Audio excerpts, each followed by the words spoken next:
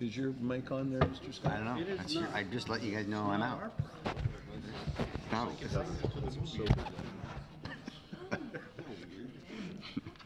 I'll take that.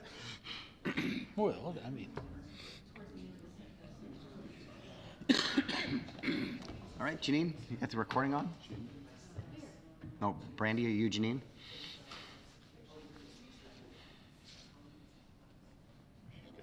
She's got it. I just haven't heard the magic words yet. So just a reminder to turn your microphones on and speak directly into them. I'd like to welcome you to and call to order the April 25th Port Orchard City Council regular meeting. And I'd like to remind us of our guiding principles. The actions we're about to take. Are we raising the bar? Are we honoring the past but not living in the past? Are we building connections with our outside partners? And is the decision-making process positively impacting diversity, equity, and inclusion? Please join me in the Pledge of Allegiance. Pledge allegiance to the flag of the United States of America and to the republic for which it stands, one nation, under God, indivisible, with liberty and justice for all.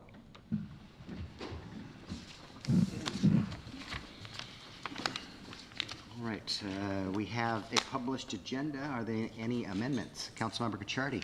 Yeah, Mayor, I'd like to add a consent agenda item 4F this evening, the excusal of Councilmember Clausen for business reasons. second. Motion by Councilmember Cacciardi, a second by Councilmember Lucarelli to excuse Councilmember Clausen for business reasons. Any discussion?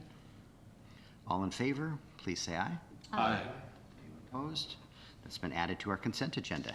Any other amendments this evening? Mayor, I move to approve the agenda as amended. Second. By Councilmember Cacciardi, a second by Councilmember Terneri to approve the agenda as amended. All in favor, please say aye. Aye. Opposed? Hearing none, the agenda has been set for tonight. We have our first citizen comment period. I see no citizens in the audience. Commissioner Gilder's going to give us a presentation. And is there anyone online? If no one online, so we'll close the first citizen comment period. There's another one at the end of the meeting. We have a consent agenda. Councilmember Diener. Mr. Mayor, I make a motion to approve the consent agenda as presented. Second. Motion by Councilmember Diener and a second by Councilmember Rosapepe to approve the amended consent agenda. All in favor, please say aye. Aye. Opposed? Hearing none, the consent agenda has been approved. We have two presentations tonight. The first is regarding a public safety measure, and Kitsap County Commissioner Rob Gilder's here to talk to us about that. Yep, that'd be great. I believe I've emailed that to everybody, but you're welcome to hand it to anybody. I printed it. Might as well take that. Yes. Printed it too. Thank you. Sure, thank you. Yep. Oh, sure. Thank you. Renewable resource.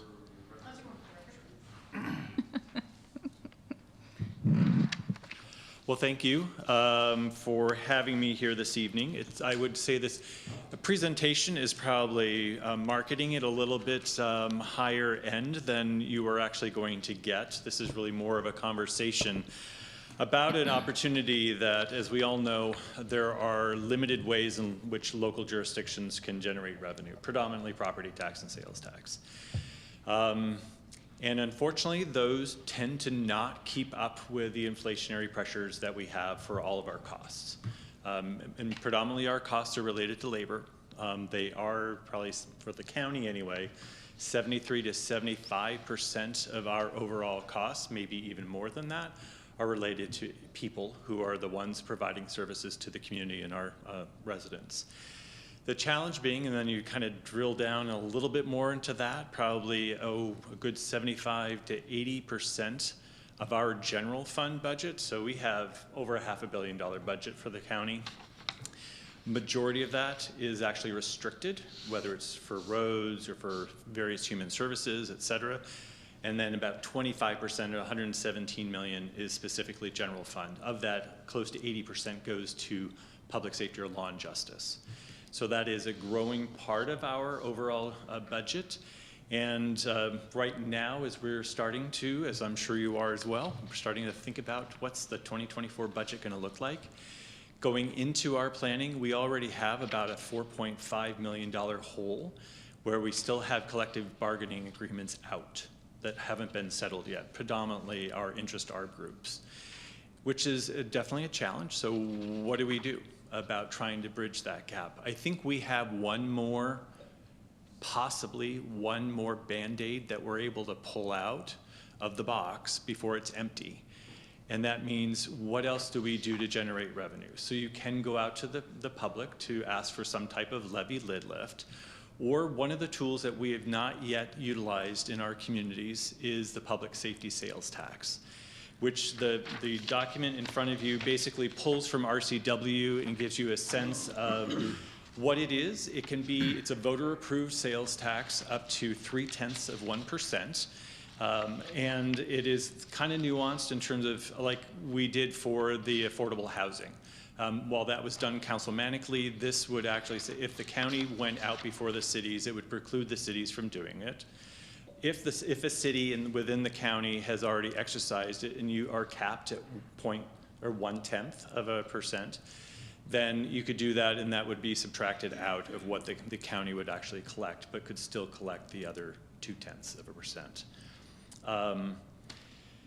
So it's one of those things. I think if we could all, whether we're talking about a response to the Blake issues in terms of simple possession, this is also an opportunity for us to partner together to figure out how can we generate necessary revenues to support our various public safety needs within our community.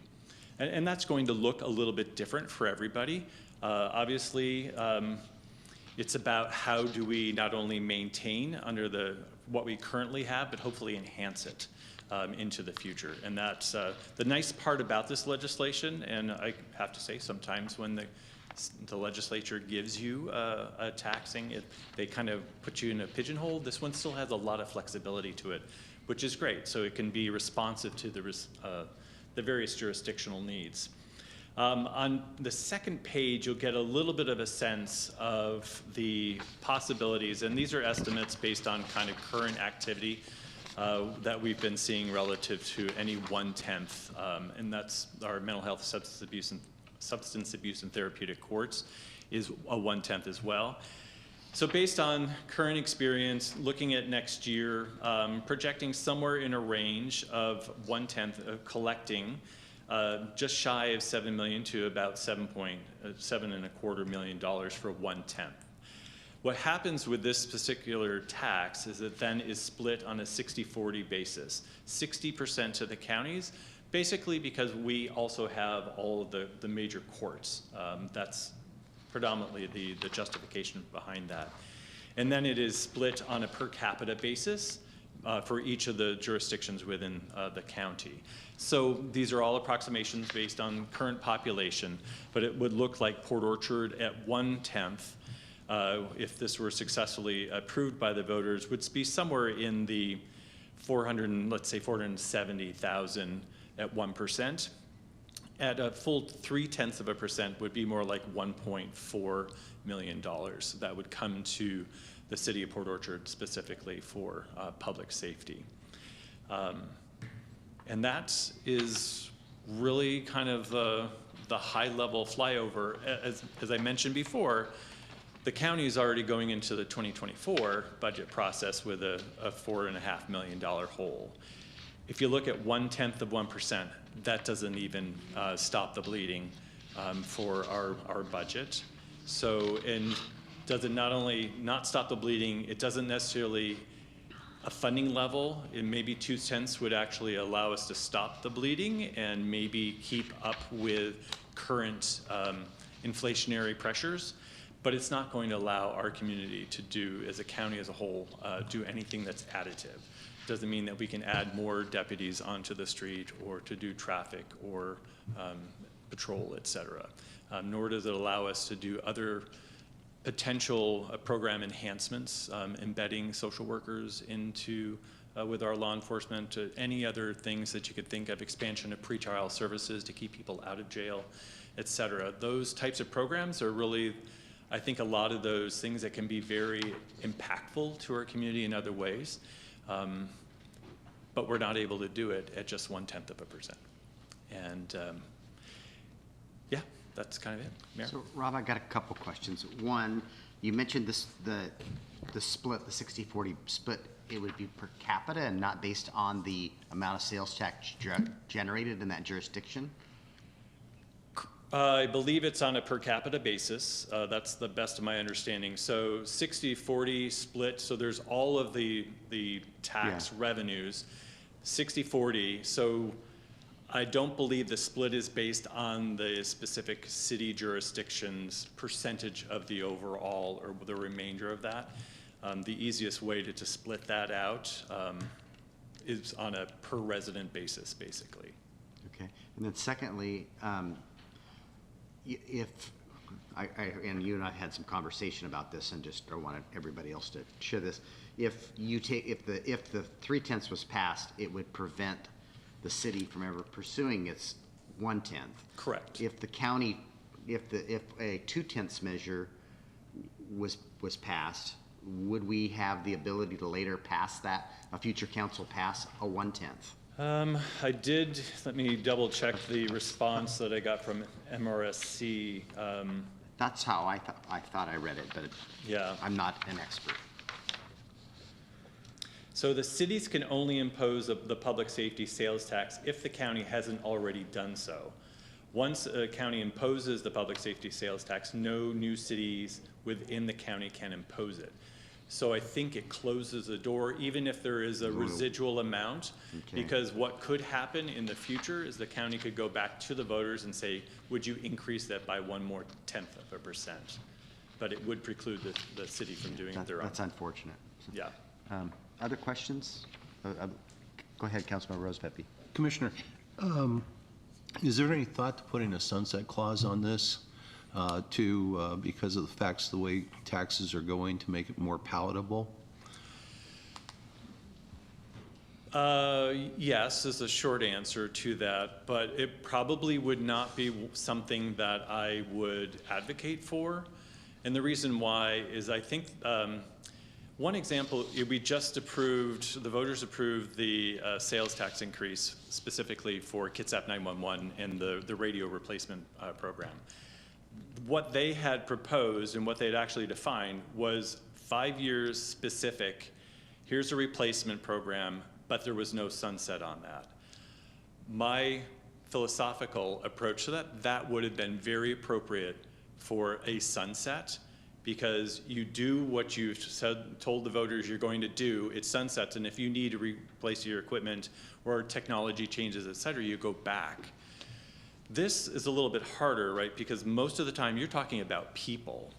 And the difficulty with, hiring up and getting, we all know when in this market trying to compete for personnel, the ability to actually recruit somebody if they think they only have a job for 5 years is going to be really difficult. Or when the tax goes away, that those positions will be cut, because that likely would be it.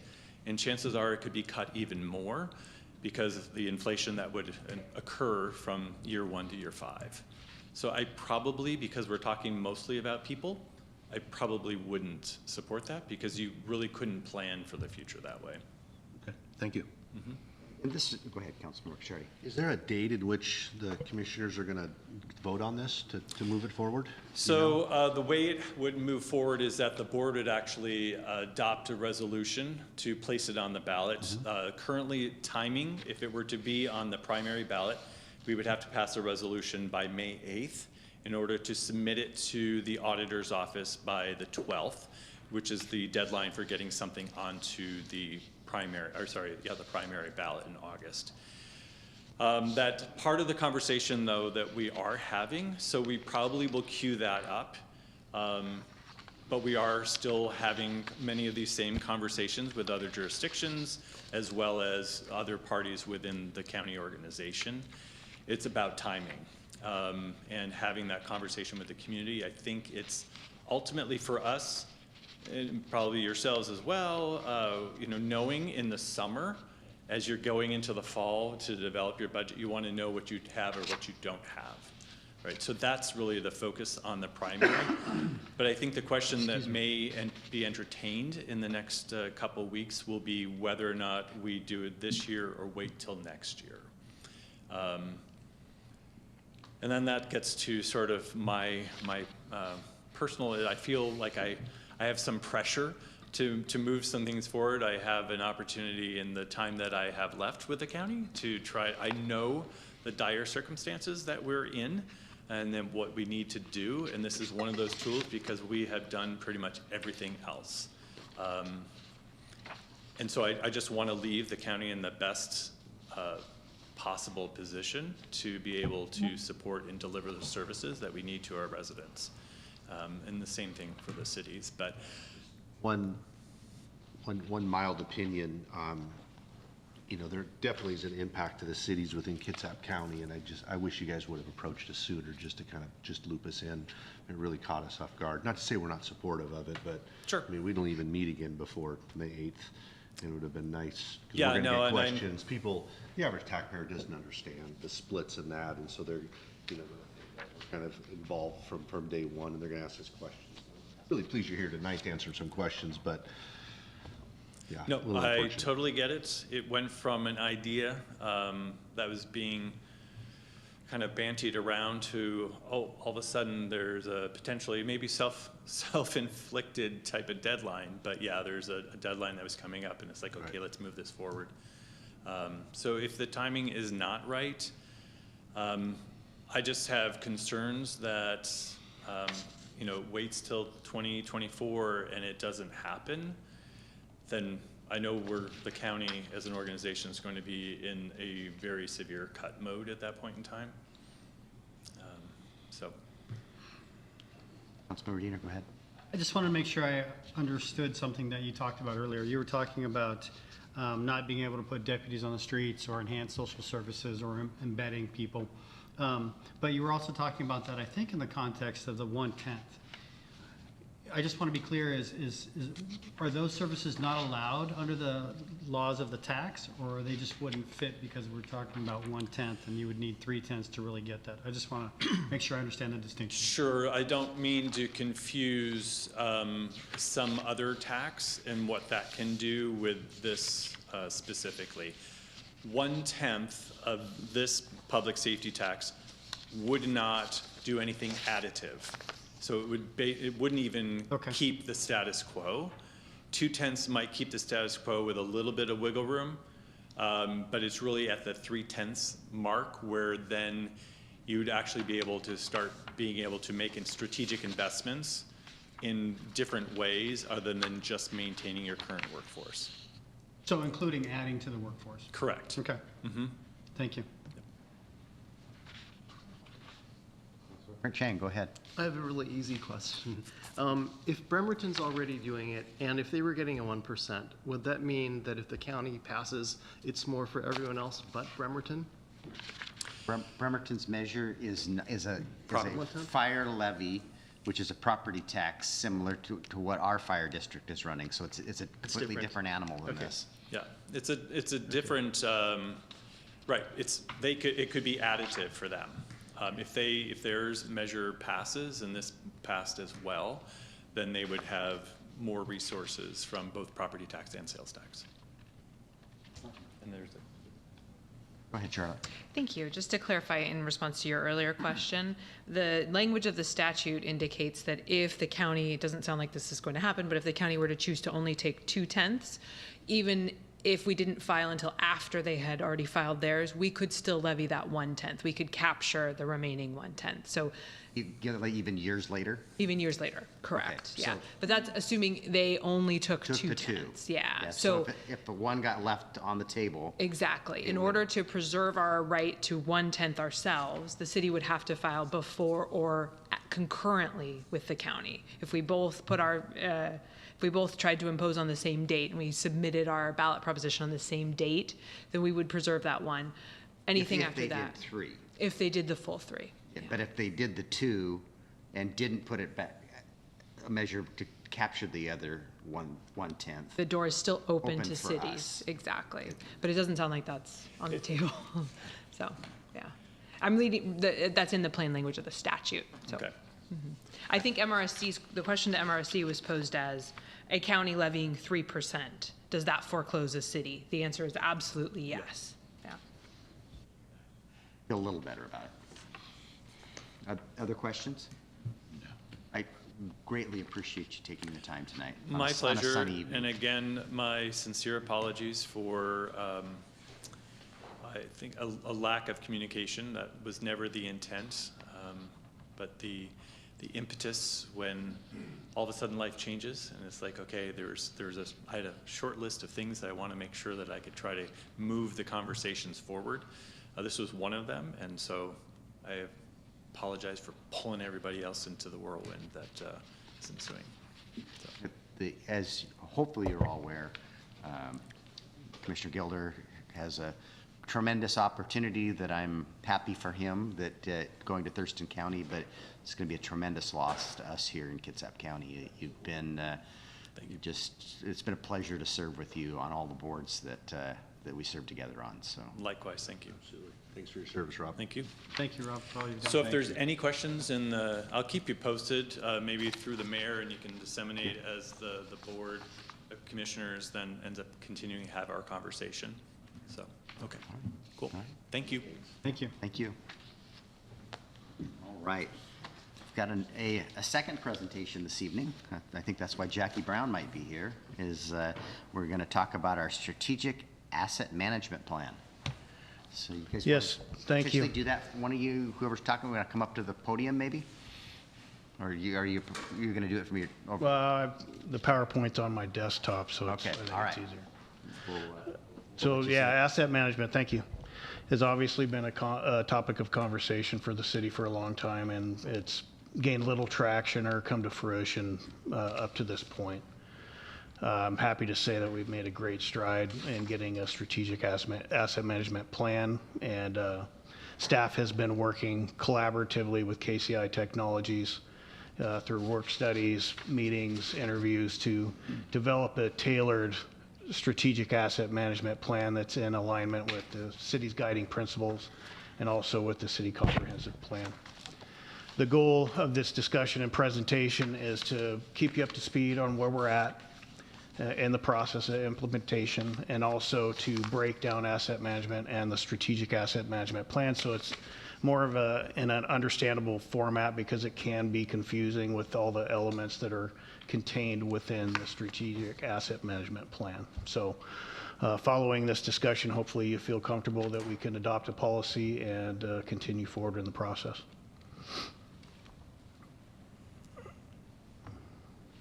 Excuse me.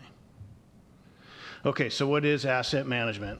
It's maintaining a desired level of service for what you want your assets to provide at the lowest life cycle cost.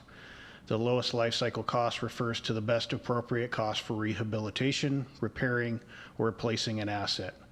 Asset management is implemented through an asset management program and typically includes a written asset management plan.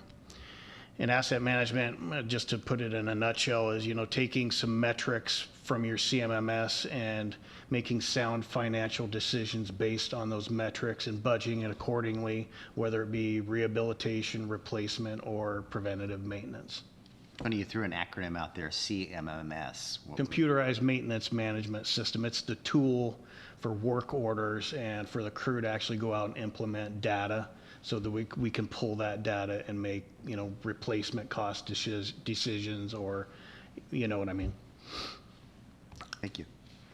And to go back to a timeline, historical timeline towards asset management, just to give you a breakdown, like I referred earlier, that it's been a long process.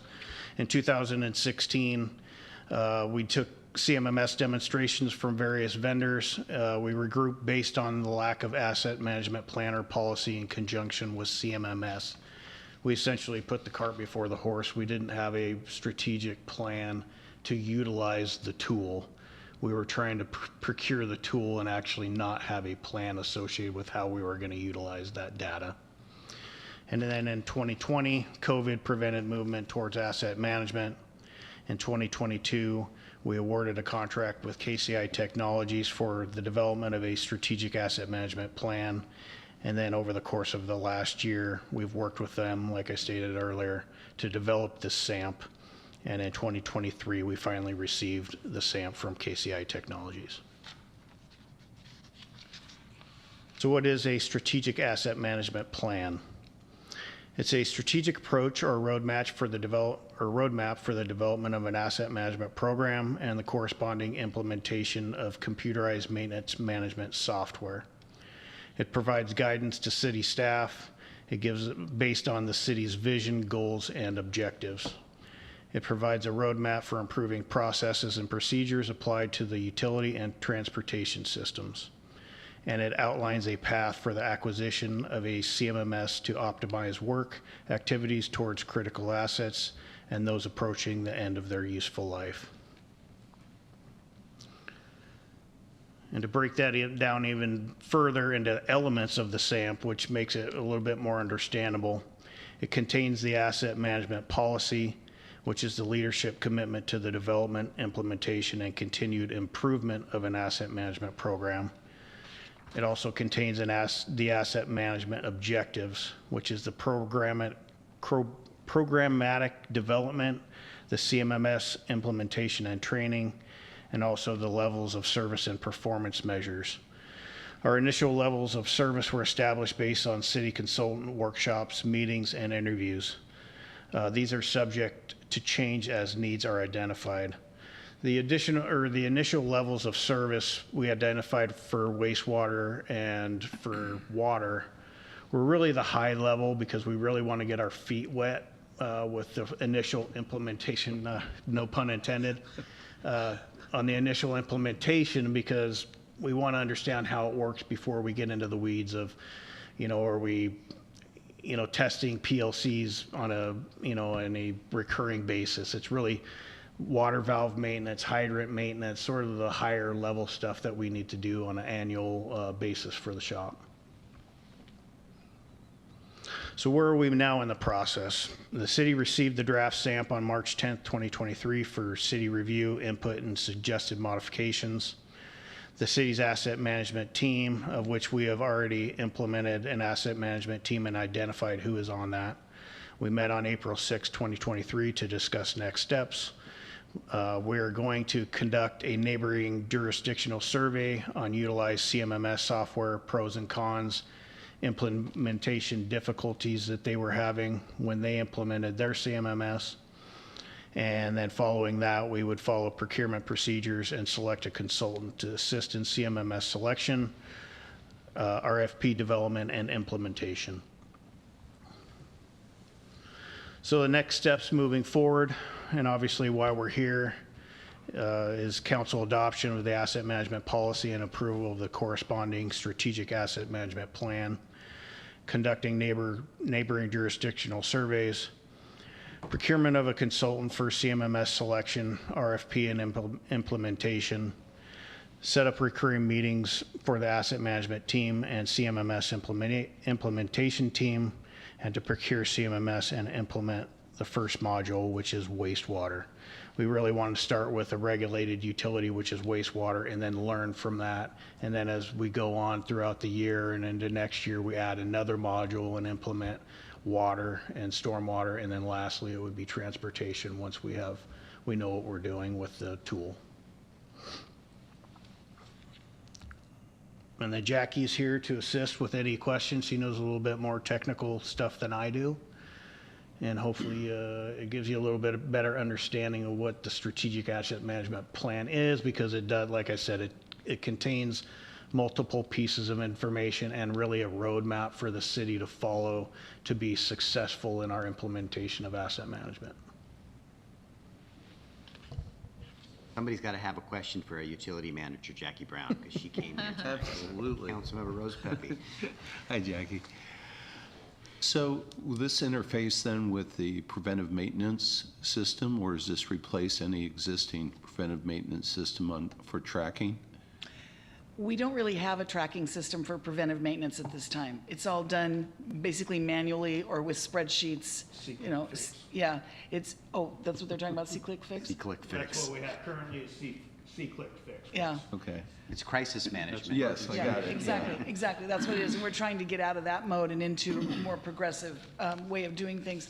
Right now, I couldn't, without digging through work order after work order, I couldn't say how many meters were, excuse me, how many meters were replaced in 2022, or how many valves we turned in any given year, or how many times this particular valve was exercised in the last 5 years. And that's where we need to be.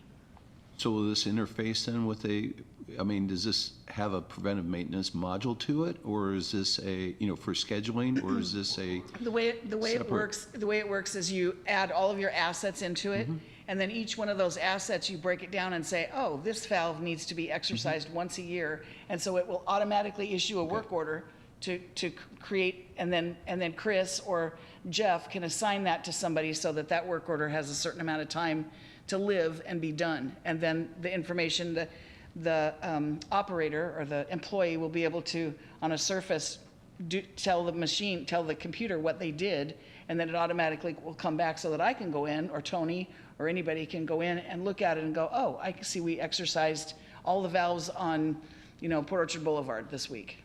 So it's really embedded within the CMS It is. MS system? Okay. One Yes. last question, softball while I'm on a roll. So, darn it, I just forgot it. I'll be back in a second. Okay? To be continued. Anybody else? So Jackie, can we assume that this is going to give us life cycle replacements on these items as well? That's one of Anything the that's in other this? aspects of it, yes. Yes. I just Did it come remembered back it. to you? Yeah, I did. Okay. So are we looking at somewhere down the line that there'll be, since most of it's manual now, that there'll be FTE savings, or are we looking that it'll be pretty much, we're just equal? Because I know that we have looking at some consultants to come on board to assist. So I just was wondering if it's going to increase, decrease, what will happen with FTEs? I think that probably our FTEs will grow over time because of our growth, not because of this program. I don't see this program as saving us any time per se. What I see it saving us is our assets, and keeping our assets in better shape, because we'll have a better tool to use to be able to maintain those assets.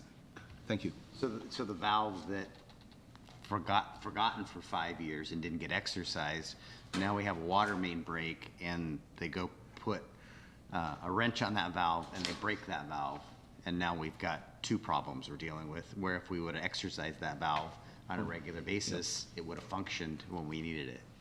And that's the future scenario using a CMMS, but you can also flip it and look at the past. It's a tremendous budgeting tool, Thank because you can see what you've done and what it costs, so. Councilor Diener? I have questions about the staff report. Do we want to do that now, or wait till we go into the next? Why don't we let them read the staff report, and we'll end the presentation, and then we'll, other questions about the presentation? All right, thank you. So we'll get into our business items now. Yeah, and I'd like to commend Jackie on this. She did the heavy lifting on really getting us to this point. And also staff as well. It was really a collaborative effort for the information that they were seeking to get us to the SAMP. Finance was involved in this, Public Works, everybody. All right, we'll jump into our business items. The first is item A, adoption of a resolution pertaining to asset management, adopting and an asset management policy and asset management program. Tony, go ahead. Thank you. The City of Port Orchard's assets, including facilities, infrastructure, and associated equipment, are essential to the city's ability to deliver services to residents and maintain a high quality of life, health, and safety for residents. The City Council desires to enhance the tools that allow the city to meet its responsibility to safeguard and maintain public assets through an asset management policy and associated procedure to provide heightened oversight and control of the short-term and long-term maintenance, repair, and replacement of these assets for continued performance and reduced life cycle costs. The city worked with consultant KCI Technologies to develop an asset management policy and associated program that implements best practices and aligns with the existing city policy and comprehensive plan. The asset management policy and procedures provide guidelines that will ensure good stewardship over city resources through a uniform method of accountability and inventory of the assets of the city. Staff recommends that the City Council adopt the asset management policy and asset management program attached to the resolution as Exhibit A.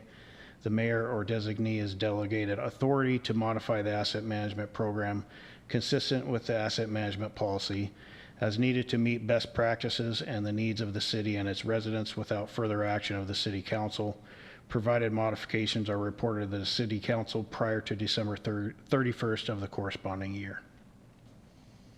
Mayor Diener. Mr. Mayor, I move to adopt the asset management policy and asset management program as described in Exhibit A of the resolution. Second. By Councilor Diener, and I think that second was by Councilmember Trenary? No, Roosevelt. Okay. I heard it over here. I just wasn't quite sure what. Questions for, you had a question about the staff report? Well, I have some compliments and one minor correction and then some questions. And so, first of all, I think KCI did a good job for us. I mean, I don't know if this is sort of a template that they put together, but towards the end with the appendices, I really appreciate the documents that they gave us to work from. The AMT agenda, the scripts for the AMT input, the checklist that we need for those input or the CMS requirements or CMMS requirements, and the modular cost worksheet, you know, when we start getting RFP responses. So I really appreciate that. That seems like a huge lift or benefit for us. In terms of a minor correction, I think on page 3 of their report, they have our population at 15,000, so just a minor update there. On page 18 and then 19, something that grabbed my attention was the reference to a 10-year life cycle, both for utilities and the roads. And that just struck me as strange to have a 10-year transportation system replacement. And I was hoping we could talk about that a little bit. And then I do have just one other question after that. So on page 18, a couple places it references a 10-year replacement schedule for a utility system. Your page is Page 53 of the packet, I apologize. 53 of the packet, 18 of the case. Okay. I think we've got some pipes in the ground that are much older than 10 years. Well, that's, Right. yeah, that's my I think, I think observation it's is that- a long-range outlook, and then, of course, you're gonna budget biennially, you know, based on need.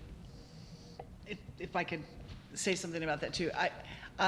I saw that the 10 years in here, but I took that to be an example because, for instance, when you have ductile iron pipe, the life expectancy is 50 years. And the life expectancy of a pump is 15. I mean, every asset has its own life cycle. So I took that to be an example. Okay.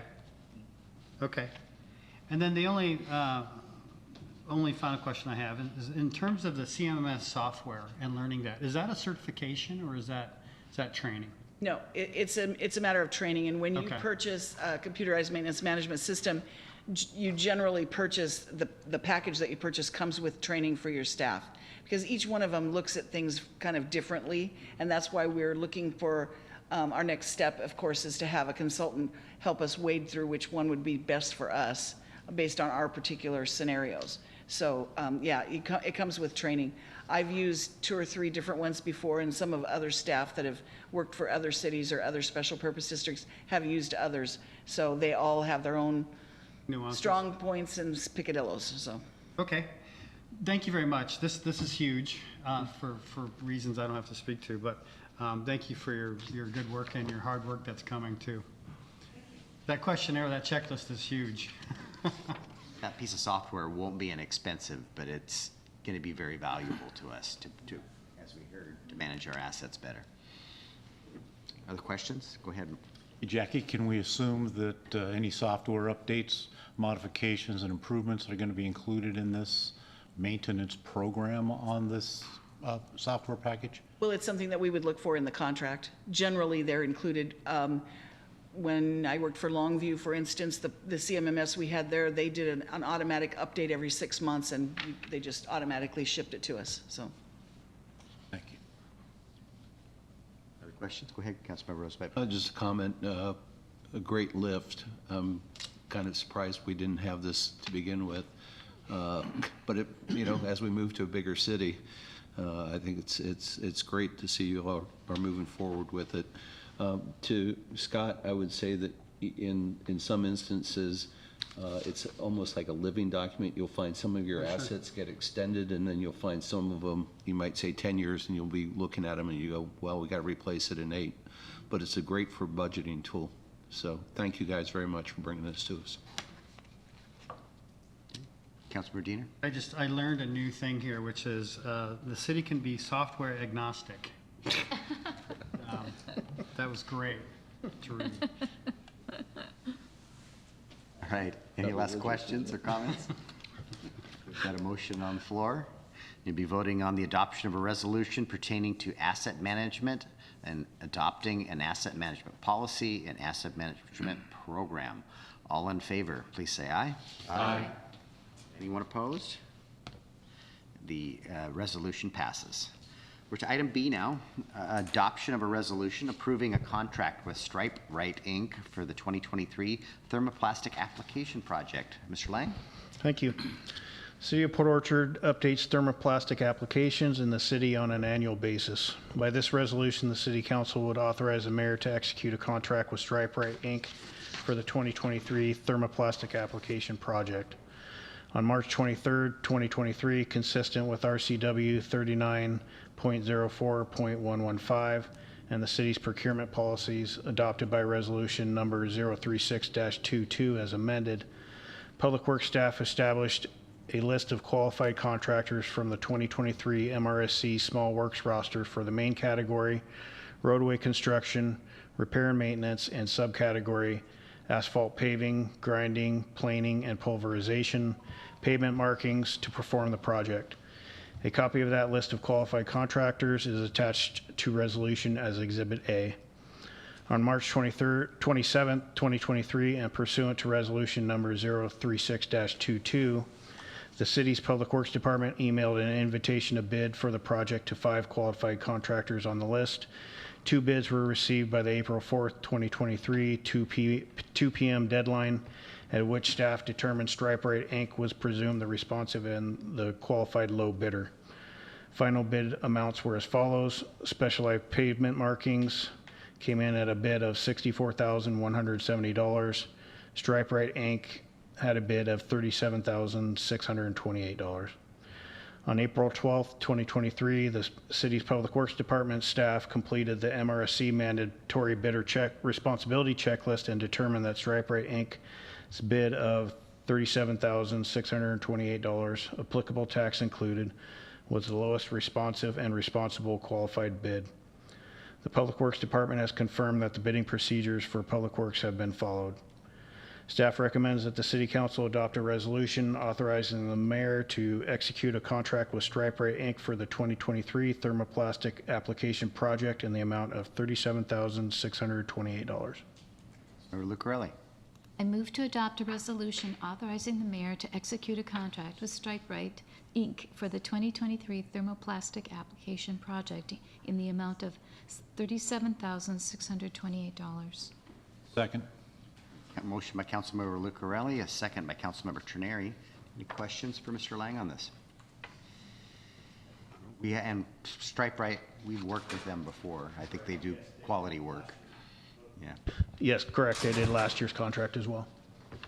Significant difference between them and the next bids.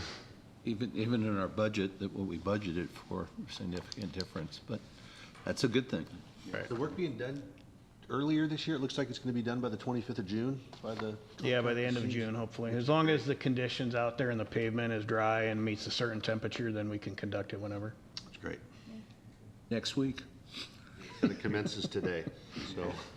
All good work. Get it done on Friday. All right, any other questions or comments? All right, you'll be voting on adoption of a resolution approving a contract with Stripe Right Inc. for the 2023 thermoplastic application project. All in favor, please say aye. Aye. Is there anyone opposed? And the resolution passes. We're to item C, adoption of a resolution accepting federal highway administration funding as managed by the Washington State Department of Transportation for the State Route 160 Bay Street Reconstruction Project. Mr. Lang, this is you again. Thank you. The City of Port Orchard Public Works Department applied for Federal Highway Administration FFY 2023 congressionally directed spending earmarks for funding through the Washington State Department of Transportation for the State Route 166 Bay Street Reconstruction Project. On March 28, 2023, the city's Public Works Department was notified by WashDOT that the project was selected to receive up to $1 million in federal funding from FHWA through the 2023 Consolidated Appropriations Act. The city's acceptance of this federal funding requires a 13.5% non-federal match. By this action, the council would authorize the acceptance of the grant funding from FHWA and WashDOT for the project. Staff recommends that the City Council adopt a resolution accepting the FHWA Consolidated Appropriations Act 2023 funding and authorizing the mayor to execute all documents necessary to effectuate this award with WashDOT for the State Route 166 Bay Street Reconstruction Project. Member Diener. Mr. Mayor, I move that the City Council adopt a resolution accepting the FHWA Consolidated Appropriations Act 2023 funding and authorizing the mayor to execute all documents necessary to effectuate this award with WashDOT for the State Route 166 Bay Street Reconstruction Project. Second? By Councilmember Diener, second by Councilmember Rosepepe. So this is the appropriation we got from Derek Kilmer's office. So we were a handful of jurisdictions or entities that got funding this last year from him. So, Councilmember Diener. The only thing I didn't see in any of the documents that we have is the actual bookends of the beginning and end of the project. And I was wondering if we could just get that described for the viewing public. This is the first step, which is only design dollars. Okay. Yes. All right, And thank so, you. So this will allow us to move forward with the design. Okay. And then So we don't know where it's going that will, from there, we're hopeful in 2025. Our funding, actually, our construction funding, which is also federal highway dollars, but coming through KRCC, through Kitsap Regional Community Coordinating Council, through Puget Sound Regional Council. Okay, so we have $2.2 million in construction funding from there. It's available in the 2025-2026 window. We're in 2026, but if we get our design done, we could move apply and ask for our money in 2025 and go to construction in 2025. That's our goal.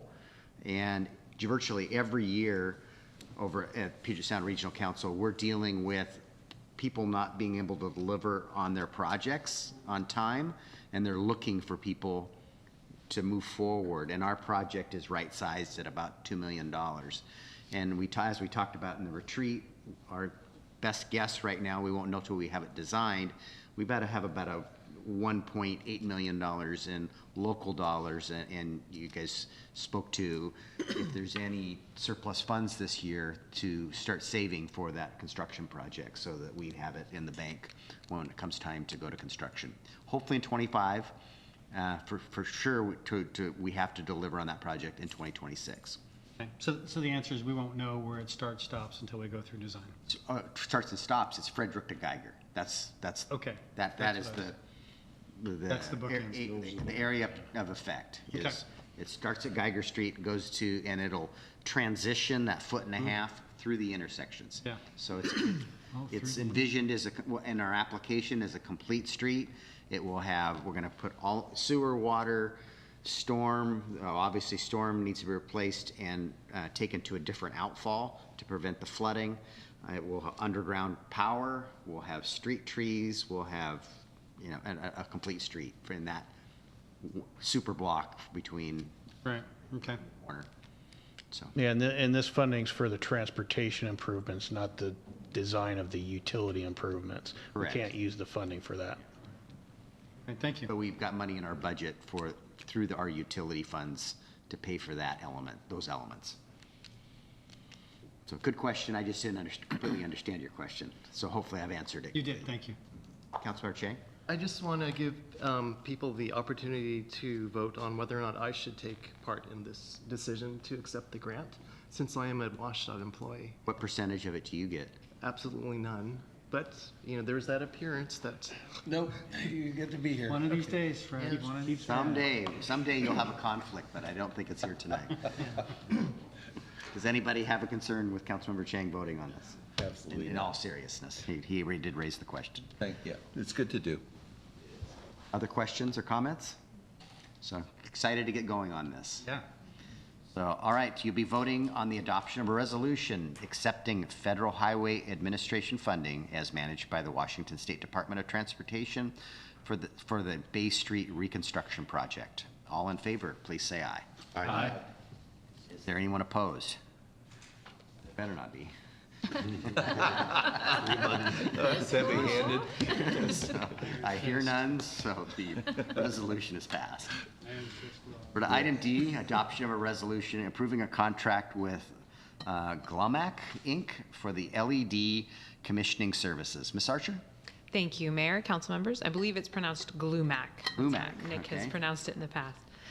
The city previously decided to pursue Leadership in Energy Environmental Design, LEED certification for the Community Event Center, or CEC, and that's being designed by Rice Fergus Miller. On February 28th, 2023, the city approved amendment number 9 to that RFM contract for designs related to LEED certification. One of the requirements of LEED certification is to have the project commissioned by a qualified commissioning agent who is independent from your design team. And this agent will review and confirm that plans and construction meet the LEED requirements. So we, the Department of Community Development, performed a qualifications-based selection consistent with the statutes that govern engineering services to find us that consultant. And after reviewing the roster and qualifications, the department recommended a contract with Glumac Incorporated for these services. The full cost of the contract associated with LEED certification, which is the process is phased, totals $53,900 as of this moment, and that work is scheduled to be done from the moment we sign the contract through 2029, the completion of the building. Or not the completion of the building, but the completion of the process. Hopefully the building is constructed prior to that. The contract includes only $6,700 in expenses that will occur in this calendar year associated with the design phase. The recommendation from the DCD director is to approve the contract. There is one wrinkle to this for which we may need to step into a 5-minute executive session. At page, let's see, 170 of your packet, Glumac has requested a modification to your template agreement. And as in past practice, when there is a modification to your contract template that implicates liability and a waiver of any potential claims, we want to make sure the council is aware of that requested modification and comfortable with it before you authorize the contract. So my recommendation would be to step into a probably 5-minute executive session so I can at least notify you of that and we can discuss the legal risk associated with this practice, this potential practice, if the council is willing to entertain that. The modification, if you want to look at it before you decide, is at paragraph 6A. Glumac has requested a new second sentence to be added to that section that reads, "City agrees to waive any and all claims against consultant and to defend, indemnify, and hold consultant harmless from any and all claims, losses, liabilities, and damages arising out of or resulting from the alteration of consultant's instruments of service." And I've confirmed with Glumac that instruments of service refers to the report, the document that they will be preparing in response to the LEED certification process. It's my understanding they aren't the ones they aren't designing the building. Absolutely they not. They are providing the documentation and certification of that it meets the qualifications. So I can understand why they would not want to be liable for something they didn't design. Well, and this isn't necessarily, this indemnification that they've injected into the ownership of the documents focuses on whatever work product they produce. And if we or any of your other consultants choose to alter that documentation and reuse it for another purpose, the city would be on the hook to defend and indemnify them. And it would apply, per the last clause, to any alteration and reuse by the city, any new consultant of the city, and any other third party associated with the city. All right. Is anyone feeling they need an executive session? So again, it's specific to someone altering their document. Correct. We negotiated back to just the word alteration, yes. Is it basically just tying us to them and them to us so that we can't go out and hire someone else to finish what we're committing to them to do? That is potentially one way of looking at it. I think it's typically in your form contracts, your indemnification is a one-way street. The consultant is indemnifying the city for the work product they're performing. So arguably this ties us to them in the sense that we can't take a portion of their work product and go to someone else and have it altered, because then we've lost the indemnification. But it goes a step further and says then we will also defend them were they to be brought into any litigation related to that claim. Thank you. Yep. Hire them and keep them through the project, and if we have to fire them for some reason, we start over fresh, brand new with somebody new. And again, this contract is for that 6,300, and the second phase will be later on in 6,700. 67. I'm sorry, 6,700. Yeah. At construction, there's a roughly another $45,000 for them ensuring that the things that they said, the designers, the contractors installing the things that they're supposed to be there. So if there's no need for an executive session, then the recommendation of staff is to approve the contract as written. And I'm happy to stand for any other questions. I'll ask a question that may drive us into executive. Okay. So what I'm understanding is there's a very minimal risk for this part of the contract.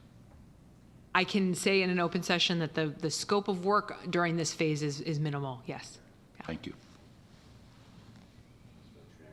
So, Charlie, you did say that this contract is only valued at $6,700, yet we're voting on a resolution for the entire contract at $53,900.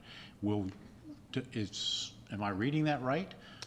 The You are, contract and is I- for the 53.9, but only $6,700 of that work is going to be performed this year. And but we've already awarded the entire body. We're awarding a contract for the entire body of the work. The rest of the work won't be performed until construction. No, that's a very well taken clarification. I apologize. I had to step out of the office last week, and so this contract is slightly different than the one I saw. There appears to have been additional work done, and so it does. The contract that you would be approving tonight does include the full $53,000. The scope of work is not attached, but what the mayor says is accurate. The work that's going to be done, so in response to Councilmember Rosapepe's question, the work that will be done in the next 2 years will be minimal in scope. But you are, I need to rescind what I said earlier, you are approving the full contract this evening. So that indemnification would apply as to the full contract. Thanks. No, thank you for that clarification. Questions about the contract, or Councilmember? Would there be any benefit to pushing back on that and maybe capping it at the value of their contract? We could absolutely try. We've had extensive conversations with them about this particular ad, but we could give it a try and add it. We didn't take that angle. Bryce Fergus Miller's. I mean, just that way, if something gets screwed up and we have to start over, at least our damages would at least claw back the fees that we paid them. We couldn't claw back guess- what we've no, we already couldn't. paid them. So Indemnifying, limit their indemnification up to the value of the contract, 53,000. So we Right, could go but we back after them for this. That's what their damages would be capped at versus nothing, full indemnification versus, and I get why they want some sort of indemnification, but is there any value of capping it at the value, the 53,000? Time for 5 minutes? We absolutely can, because I think that question might drive us into exec session. Yeah. So the council will enter into an executive session pursuant to RCW 4230-110 subpart 1, subpart I, for approximately 5 minutes with action to follow. Yes. Thank you. Way to go, Sean.